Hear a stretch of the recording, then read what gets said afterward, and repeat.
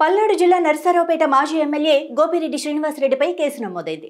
2 రోజుల క్రితం నర్సారావుపేటలో అనుమతి లేకుండా ర్యాలీ నిర్వహించారని పోలీసులు కేసు నమోదు చేశారు. పోలీస్ యాక్ట్ 30 అమల్లో ఉండగా అనుచరులతో కలిసి గోపిరెడ్డి ర్యాలీలో పాల్గొనగా గోపిరెడ్డితో పాటు మరో 22 మంది అనుచరులపై నర్సారావుపేట 1 టౌన్ పోలీస్ స్టేషన్లో కేసు నమోదు చేశారు. రాష్ట్రంలో నకిలీ మద్య విక్రయాలను అరికట్టాలని డిమాండ్ చేస్తూ వైసీపీ కార్యాలయం నుంచి ఎక్సైజ్ కార్యాలయం వరకు చేపట్టిన ఈ ర్యాలీలో నకిలీ మద్యం బాటిళ్లను పగలగొట్టి నిరసన తెలిపారు. ప్రధాని మోడీ నేడు కర్నూలు, నంద్యాల జిల్లాల్లో పర్యటించారు.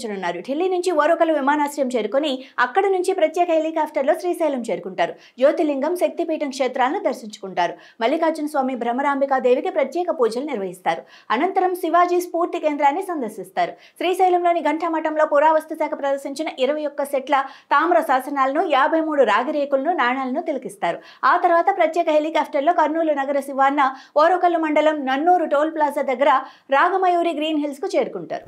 వైఎస్ జగన్ యూరప్ పర్యటనకు అనుమతి వేళ సిబిఐ కోర్టు తన ఫోన్ నెంబరు, ఈమెయిల్ ఐడి సహా పర్యటన వివరాలను సమర్పించాలన్న షరతులు విధిస్తూ అనుమతి మంజూరు చేసింది. కాగా ఇప్పుడు సిబిఐ దాఖలు చేసిన పిటిషన్ సంచలనంగా మారుతోంది. విదేశీ పర్యటనకు వెళ్లిన జగన్ తన సొంత సెల్ నెంబర్ బదులు మరో నెంబర్ ఇచ్చారంటూ కోర్టులో దాఖలు చేసిన మెమోలో సిబిఐ స్పష్టం చేసింది. ఆయన బెయిల్ షరతులు ఉల్లంఘించారని ఆరోపించింది. ఈ నేపథ్యంలో వైఎస్ జగన్ పర్యటనకు ఇచ్చిన అనుమతిని రద్దు చేయాలని కోర్టుకు సిబిఐ విజ్ఞప్తి చేసింది.